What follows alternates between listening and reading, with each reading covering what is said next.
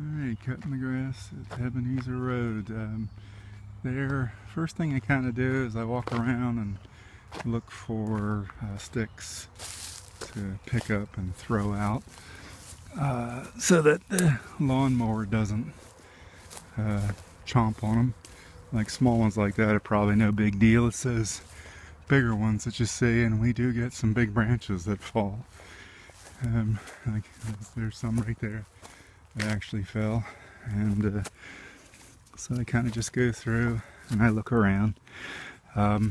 This area I'm in right now is on the right side of the driveway when you come in, and it doesn't grow real fast here, so you might be able to just hit it every other time.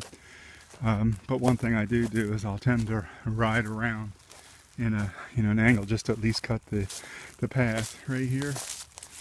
There's phlox here. That's part of what's, you can see there, I put that big thing there so I don't cut the phlox. You can see I cut around it and grass is tall. But anyway, this area right here by the mailbox, Cindy's planted some things here, and some things have just kind of overgrown. You can weed through it if you like. And then there's some box woods or box elders. Sometimes I hit this area along the side of the road and I'll cut through, but then you got to be real careful with the big branches, because it's real hard to see there. There's how you know where you are. Same down there. I don't think I even bothered down there. This is another area to the left of the driveway as you come in.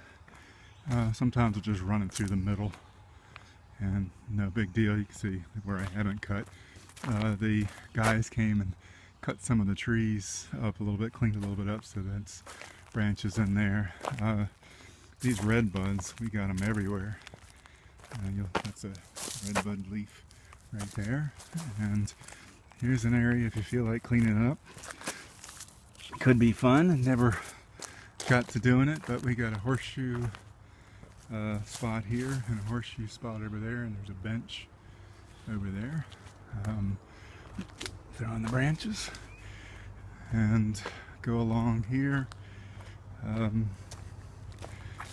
Let's see, this right here could do some, oh, here's the red bud that's producing all those little things, and there's a bunch over there as well. There's your well, 330 feet deep. And this area, I kind of don't do the middle. Sometimes we have rabbits that sort of live in there.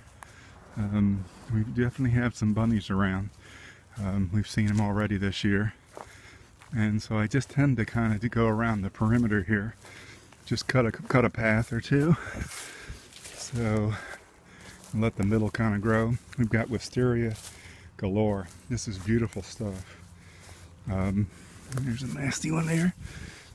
It's really beautiful. It's wrapped around that tree in the spring. It's just fantastic, but I don't worry about it as much if it's in the middle of the lawn. I cut it up. We got an ash tree here that is dying or dead. It'll produce a lot of branches. So this is one area you kind of have to check. Eventually this tree will fall down, and I would cut it up for firewood. And anyway, let's see what we got. There's something here. One of the chickens. The rooster. We got the rooster. So I just kind of walk through. This area right here tends to be the thickest, and these definitely need to be trimmed. We haven't done it. Laziness, and also birds live in there. We do have some that were with eggs now laying on them. So maybe in the summer when things aren't as much, maybe you can trim that up if you feel like it. Gutter definitely needs to be clean. Blueberries, they aren't growing as much as they used to. Holly bush. I'm walking towards the backyard, and this area here has got a pipe that's going through. This is electricity into the barn, and the septic tank is right here. Because we have the chickens, we have a hose that takes it out to the to the barn, so I tend to pick this guy up out of the grass first so that I can see where it is and not cut it, which has already happened. Septic tank, if I didn't say that. Here's the hose. Holly bush, barn. Let's see, oh yeah, coming all the way to the back. You see here we got our chickens out. If you guys get chickens, you're free to use this, of course.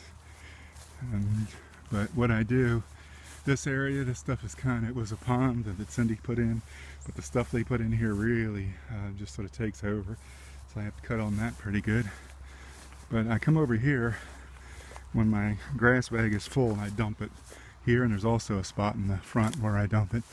And then I basically will run through this area.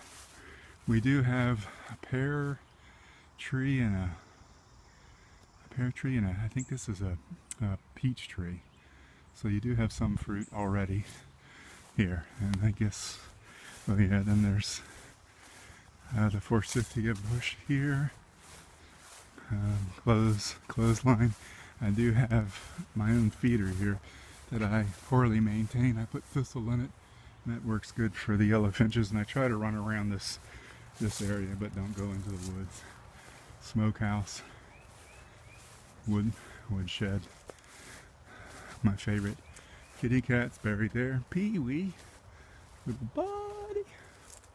And then, you know, I go down through here. The gutter on this side needs to be changed. The nice thing is the gutter up there is gone. I put it up there, and then we had an ice storm that took it down, so I've left it down. I don't really find much problems with it. But you can see there's some wood up there that needs to be replaced. So we can talk about all that.